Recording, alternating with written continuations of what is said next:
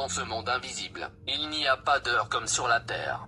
Il me semblait que j'avais passé environ 30 minutes dans ce monde. Or, en réalité, nous y étions restés 3 jours. Pendant notre absence, des esprits, démons, s'étaient revêtus de nos corps et avaient vaqué à toutes nos activités habituelles sur Terre. Nous nous retrouvions dans le monde invisible à l'occasion de toutes les fêtes catholiques tout au long de l'année, et en réunion extraordinaire, sur convocation du monde invisible. Nous devions respecter certains interdits, entre autres, ne pas se laver nu, ne pas se rendre au cimetière lors d'un enterrement, ne pas serrer la main à quelqu'un le matin, etc. Je devais chaque mois sacrifier des coqs et des pigeons blancs.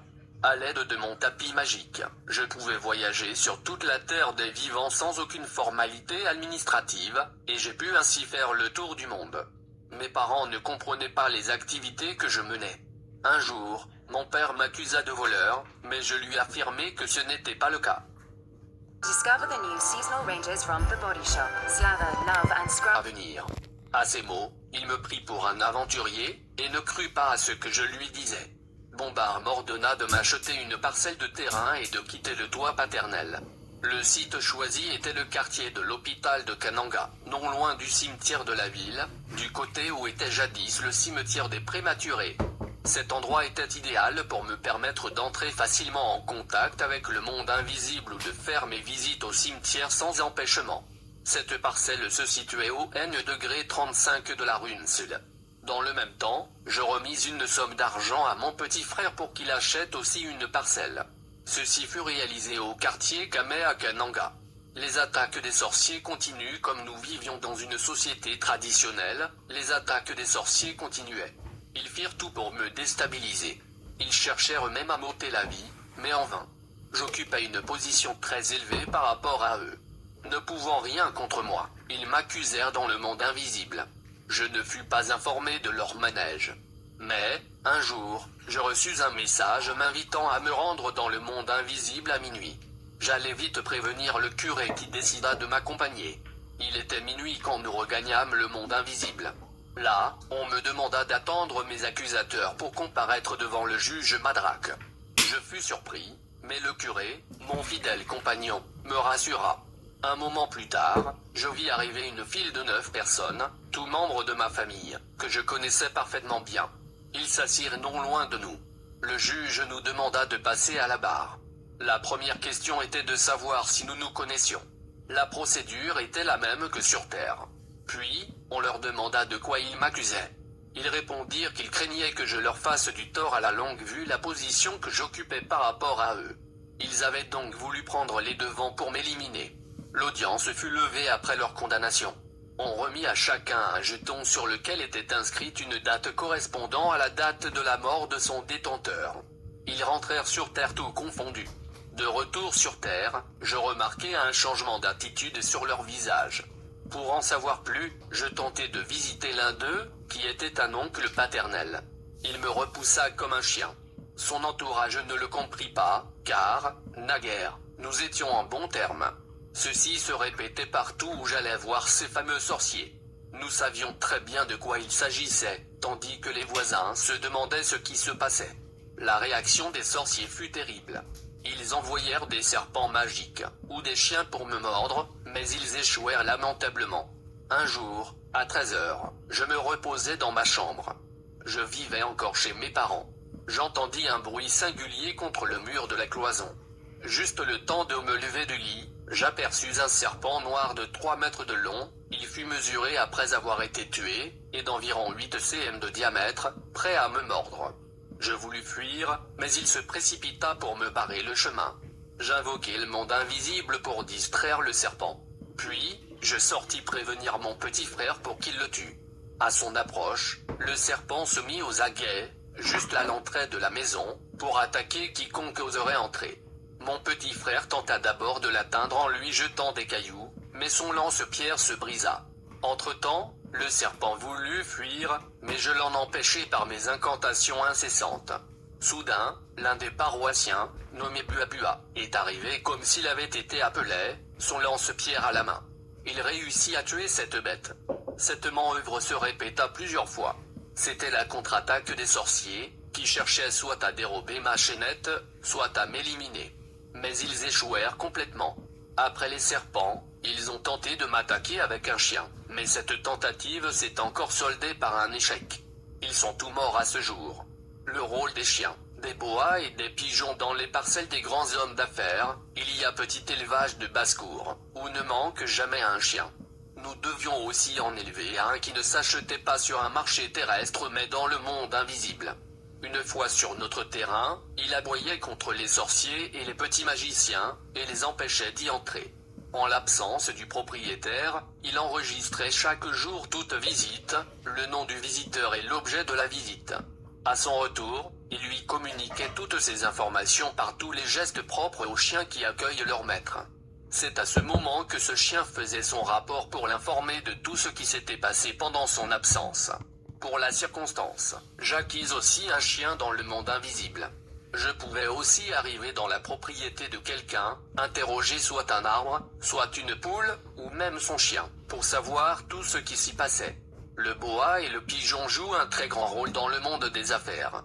Si nous avions besoin de millions, nous achetions un pigeon. Après avoir prononcé une prière à minuit, nous lâchions le pigeon en l'envoyant dans une banque déterminée, et il nous ramenait l'argent dans les 5 minutes. Le pigeon était préférable au boa pour sa rapidité. Mais si l'on avait besoin de milliards, on envoyait cette fois un boa qui, vers 3 heures du matin, ramenait l'argent qu'il allait vomir dans une chambre spéciale appelée sanctuaire. Quant aux pigeons, ils servaient aussi de messagers entre les magiciens, ou entre eux et le monde invisible. Je dois me marier à cette époque, je me mariais sur l'ordre du monde invisible. Dans ma maison il y avait une grande armoire contenant des millions de zaïrs. Pour ne pas être tourmenté par ma femme, je lui consacrais un tiroir de l'armoire, où elle pouvait puiser autant d'argent qu'elle voulait, sans même demander mon avis. Même si elle avait tout vidé le soir, le lendemain matin le tiroir était toujours plein. Un djinn de 2.1516 nous dit: n'aimez point le monde, ni les choses qui sont dans le monde.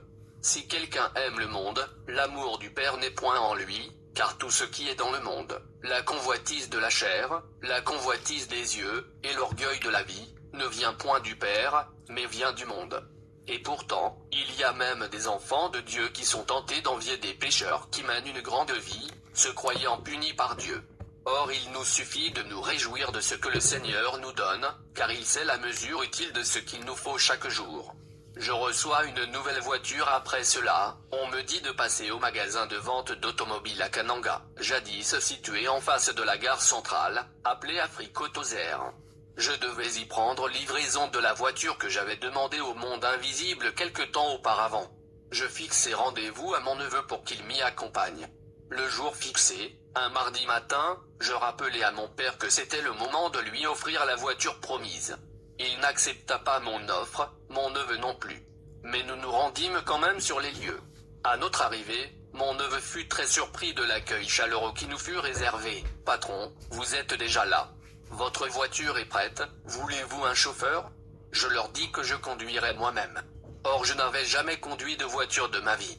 J'ai pris le volant, et j'ai invoqué le monde invisible pour pouvoir conduire. Puis, j'invitai mon neveu à bord, et nous partîmes. À la maison, mon père n'en revenait pas. Dans mon quartier, tout le monde savait que c'était mon père qui avait commandé cette voiture, car c'était un commerçant renommé. J'étais homme d'affaires et étudiant. Le rôle des bijoux, comme nous manquions d'amour fraternel, nous faisions souffrir même les moins nantis. Pour cela, nous passions dans une bijouterie copier certains de leurs modèles et nous passions la commande de ces modèles dans le monde invisible. Pendant la nuit, nous remplacions ces modèles par les nôtres. Le matin, ces bijoux provenant du monde invisible devenaient soudain beaucoup plus attrayants que les modèles du bijoutier. Toute personne qui achetait ces bijoux et les emmenait chez elle s'attirait toutes sortes d'ennuis, sans en savoir l'origine. La nuit suivante, je me déplaçais en esprit pour chercher où étaient mes bijoux. Dans toutes les maisons où ils se trouvaient, ils émettaient une lumière semblable à celle d'un gyrophare. Je pénétrais ensuite dans ces maisons, pour observer le mode de vie de ses occupants, et je leur jetais un mauvais sort. Alors surgissaient dans ces foyers, des maladies, des accidents, ou des problèmes qui occasionnaient toujours des dépenses dont nous profitions. Le port des bijoux est dangereux pour les enfants de Dieu. La Bible nous en parle clairement dans 1 Timothée 2.9-10 et 1 Pierre 3.2.3-4. Je veux aussi que les femmes, vêtues d'une manière décente, avec pudeur et modestie, ne se parent ni de tresses, ni d'or, ni de perles, ni d'habits somptueux, mais qu'elles se parent de bonnes œuvres, comme il convient à des femmes qui font profession de servir Dieu. 1 Timothée 2:2.9-10. Ayez, non cette parure extérieure qui consiste dans les cheveux tressés, les ornements d'or, ou les habits qu'on revêt, mais la parure intérieure est cachée dans le cœur, la pureté incorruptible d'un esprit doux et paisible, qui est d'un grand prix devant Dieu. 1 Pie 3:2.3-4. Mes lunettes magiques, je portais des lunettes spéciales, qui jouaient un grand rôle dans ma vie. Lorsque je les portais, je pouvais démasquer toute puissance occulte. Si quelqu'un portait des fétiches ou des talismans, ou pratiquait la sorcellerie, je pouvais le voir en le regardant au travers de ses lunettes. Je pouvais alors détruire tous ces talismans et fétiches sans que leurs détenteurs s'en aperçoivent. C'est par la suite, en tentant de les invoquer, qu'il s'apercevra qu'ils ne répondent plus. Je pouvais faire ces choses, car je détenais un pouvoir supérieur à toute magie et toute sorcellerie ordinaire. La sorcellerie n'était qu'une petite puissance à laquelle je ne faisais pas beaucoup attention car, à mon égard, elle ne représentait rien. Mon pouvoir était à un niveau où les petits magiciens ne pouvaient l'atteindre. Mes activités ecclésiastiques tout en fructifiant mes affaires, j'entretenais de bonnes relations avec le clergé catholique et tous les paroissiens. Bien qu'étant jeune, je fus élu successivement président du carrefour des jeunes de la paroisse Saint-Bruin-Haut, président du Présidium junior de la Légion de Marie, puis cofondateur de la Curia junior Sainte Famille, où je remplis les fonctions de trésorier, secrétaire et vice-président. À chaque vacance de l'un de ces postes, je posais ma candidature et j'étais élu à la majorité des voix, car rien ne pouvait me faire obstacle. Mes visites dans le monde invisible étaient devenues très fréquentes, à tel point que tous mes administrés furent au courant. Je captivais leur esprit pour les empêcher de s'opposer à moi. Un jour, alors que j'effectuais un séjour de fin d'année dans le monde invisible, Bombard m'informa que j'avais été choisi pour diriger la paroisse Saint-Bruin-Haut. Il me semblait qu'il y aurait un problème, car il y avait déjà un président. Voyant ma pensée, il me dit qu'il y aura des problèmes au comité directeur de la paroisse et qu'à mon insu, ses membres poseront et soutiendront ma candidature, en votant massivement pour moi, à la grande satisfaction de tous. Ces problèmes devaient être provoqués par le monde invisible, afin que je passe au stade pratique de la manipulation des esprits humains, c'est-à-dire de les emmener à croire et à pratiquer ce que je leur ordonnerais. Notons que ma présidence est restée dans la mémoire de tous, grâce aux activités que j'avais entreprises et aux succès rencontrés. J'étais encore dans le monde invisible quand la parole de Bombard se réalisa. Quelques jours après mon retour, je découvris que j'avais été élu président du comité paroissial. Il convient de noter qu'il en est de même pour le choix des évêques et des cardinaux, et pour l'élection du pape. Tout est déjà arrangé à l'avance dans le monde invisible, et les vivants ne font que concrétiser ces choix. Je disais la messe ordinaire, celle des circonstances et même celle des défunts. La paroisse connut un essor considérable pendant toute la durée de ma présidence. L'équipe de football que j'avais formée était invincible, car c'était moi qui prévoyais le résultat des matchs, et qui imposait le score voulu. À cause de cela, les jeunes m'avaient appelé Vidi Muculu, c'est-à-dire Dieu. Lors d'une réunion dans le monde invisible, je demandais à Bombard de me montrer Jésus-Christ. Lorsque je prononçais ce nom, tout le monde s'agenouilla et je restais perplexe, ne comprenant rien de ce qui se passait. Au bout de 5 minutes, ils se relevèrent, et Bombard m'interdit formellement de citer encore ce nom, car, chez eux, on l'appelait Vieux Papa. Comme j'insistais pour le voir, il me dit qu'il habitait très loin, mais qu'il les avait placés là pour nous servir. Quelques jours plus tard, il m'emmena dans un jardin, dans le monde invisible, où il me montra un homme crucifié, dont le sang coulait encore tout frais.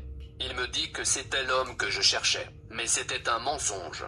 Je découvris par la suite que cet homme sur la croix était un démon, avec un D majuscule, celui que les catholiques représentent sur leurs images et idoles.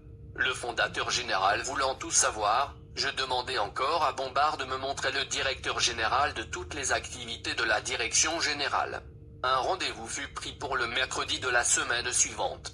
Vers minuit, je me rendis dans le monde invisible. Nous fûmes soudain surpris par un très fort tremblement de terre, et nous nous prosternâmes. Celui qui se présenta avait une taille bien plus grande que celle de Bombard. Parvenu au lieu où nous étions, il se tint devant moi et me demanda pourquoi je le cherchais. Je relevai la tête pour le regarder, et je vis qu'il avait 3 têtes. Toutes ces têtes parlaient chacune à tour de rôle. Je lui répondis que je voulais le connaître, et être un multimilliardaire sur Terre. Il me répondit que je devais d'abord me réjouir de ce qu'il m'avait déjà donné, et qu'à l'âge de 30 ans, il me donnerait la richesse que je demandais. Pour terminer, il me demanda de lui offrir en sacrifice une chèvre qui ne mettait plus bas, ce qui fut fait. En réalité, ce directeur général du monde invisible s'appelait communément le fondateur général Felix. Il en est certes le fondateur, car le monde invisible lui appartient entièrement. Mais il s'agit en réalité de Satan, qui ne fait que se déguiser sous plusieurs formes. Qui sont les sorciers? Je vous ai décrit plus haut ce que les sorciers voulurent faire dans ma vie. Et, pendant toutes mes activités, je ne perdis pas cela de vue. Un jour, en 1981, je me rendis dans le monde invisible pour demander des renseignements qui pouvaient m'être utiles concernant les sorciers, le diable et Dieu. Ayant abordé Bombard dans ce sens, il me parla d'abord de Dieu. Il me dit que Dieu les avait placés à cet endroit pour servir les vivants, mais qu'il n'y avait pas moyen d'entrer directement en contact avec lui, sinon par l'intermédiaire du directeur général, qui habitait un peu plus loin de l'endroit où nous nous trouvions. C'était ce directeur général qui, sur mon insistance, m'avait été présenté par Bombard, un être d'une grande autorité qui avait 3 têtes. C'était lui qui, d'après Bombard, était le représentant de Dieu. Mais personne ne pouvait approcher ce Dieu créateur, que l'on appelait Vieux Papa dans le monde invisible. Une fois le dossier des sorciers ouvert, il m'entretint pendant toute une nuit sur ce sujet. Voici brièvement les renseignements recueillis. La transmission des pouvoirs maléfiques. Le détenteur d'un pouvoir maléfique le transmet par étapes successives.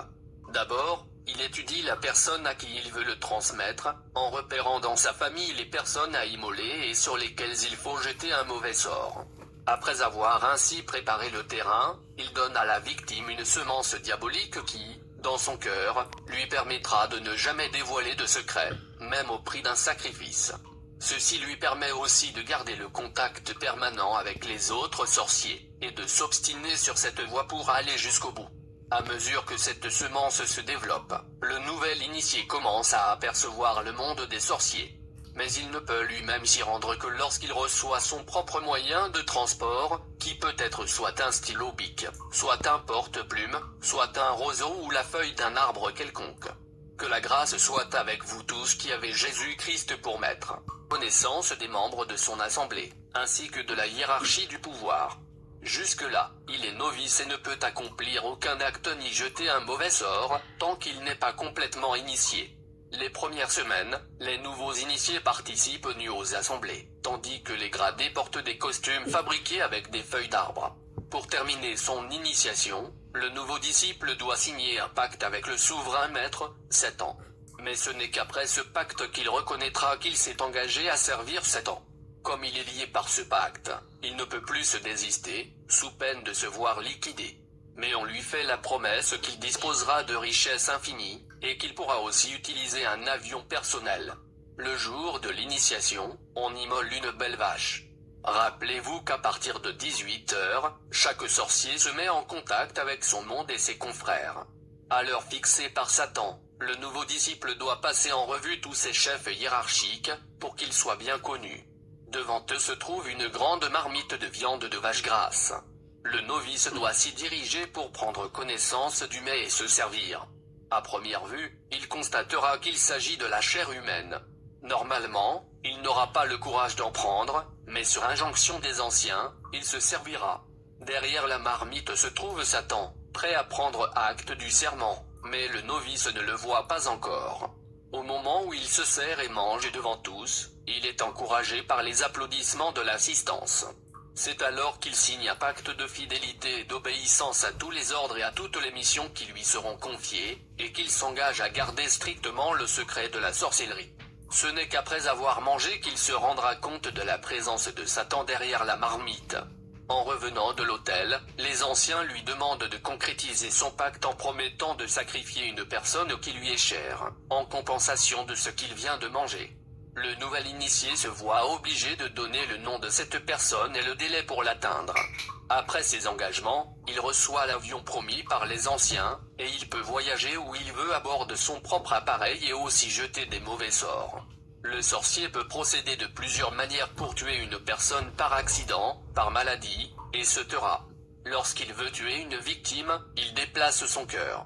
La personne présente alors tous les signes de la mort, tout en étant encore en vie. Elle peut entendre tous ceux qui la pleurent, mais ne peut ni bouger ni rien faire, car son cœur n'est pas à sa place.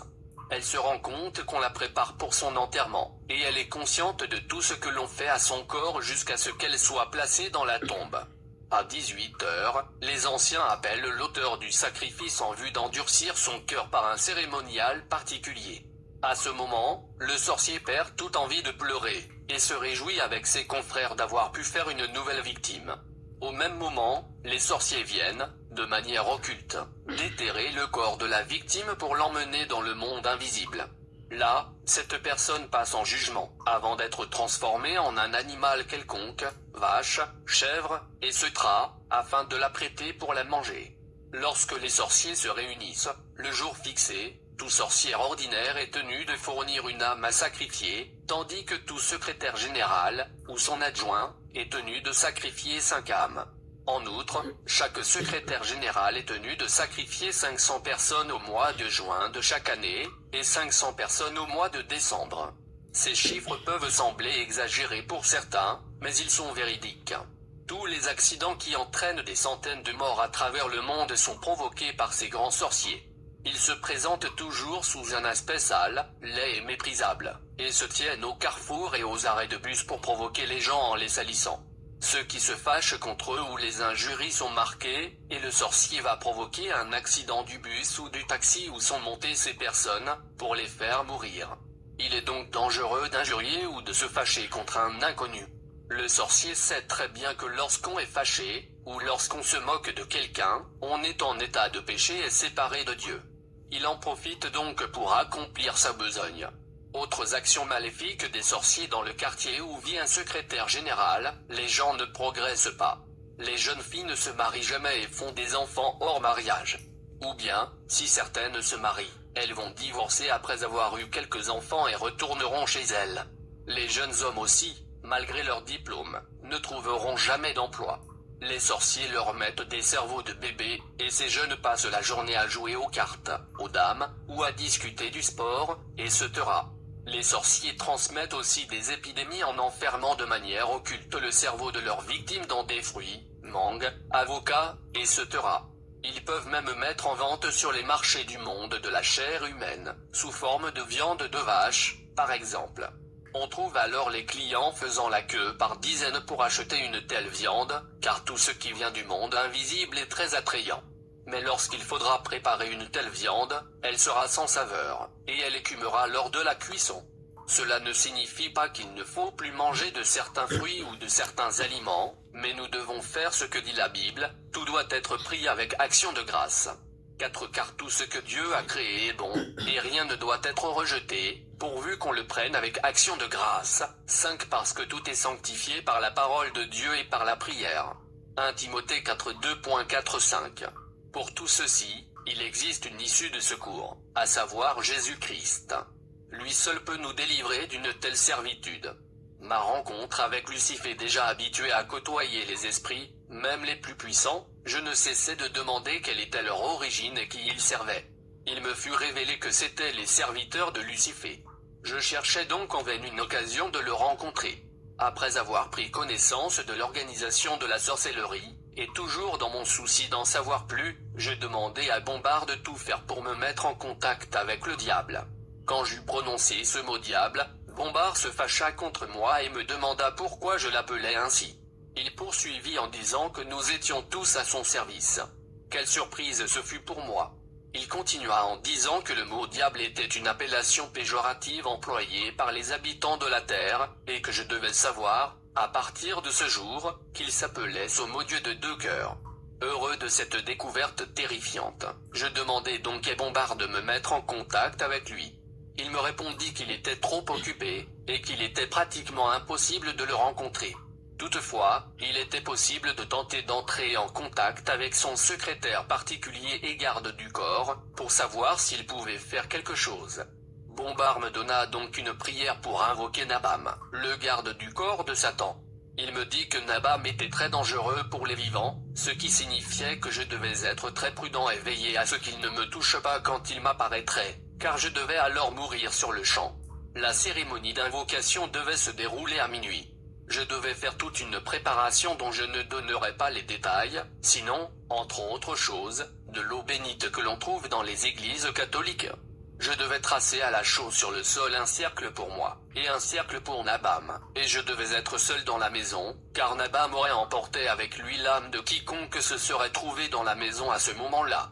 Je fis partir en week-end de mon épouse et tous ceux qui se trouvaient avec nous. Ils étaient contents de tout l'argent et des cadeaux que je leur remis pour les parents chez qui ils se rendaient. Avec le courage diabolique qui m'animait, je tentai l'action. Je respectais toutes les normes de l'invocation, et Nabam m'apparut dans un vent tumultueux. Je lui donnai à boire de l'eau bénite. Puis il me posa la question, « Pourquoi m'as-tu appelé ?» Je lui répondis que j'avais besoin de rencontrer Satan. Il me défendit formellement de l'appeler ainsi, mais plutôt son au Dieu de deux cœurs. Il fit l'éloge de sa puissance et me proposa des bijoux, chaînettes, bagues, et secrets, qui me donneraient du succès dans mes entreprises, à condition de ne jamais les porter dans les églises où l'on priait le Dieu créateur. Je refusai son offre, car la chaînette que je possédais déjà pouvait être utilisée sans aucune condition restrictive, et j'insistai pour voir son au Dieu de deux cœurs. Je voulais aller vite pour gagner du temps et découvrir encore d'autres choses. Il me fixa alors un rendez-vous 2 jours plus tard, et me remit, par correspondance, la prière d'invocation adéquate. Le jour du rendez-vous, à minuit, j'invoquai le souverain maître. Dans la chambre où je me trouvais, appelée sanctuaire, j'entendis un très fort tremblement de terre, accompagné d'un vent violent, tellement violent que je crus que les arbres étaient cassés au dehors. Soudain, je vis apparaître devant moi un lézard qui, à mesure que le vent soufflait, augmentait de plus en plus de taille, en l'espace de quelques secondes. Lorsqu'il eut atteint les dimensions d'un crocodile, il prit la forme humaine, mais tout le corps était couvert d'écailles de couleur émeraude, sauf les mains et la tête. Il avait l'apparence d'un jeune homme d'une 30aine d'années. Il parla le premier pour me demander pourquoi je l'avais appelé. Je lui répondis que je désirais être compté parmi les milliardaires de ce monde, et faire aussi sa connaissance.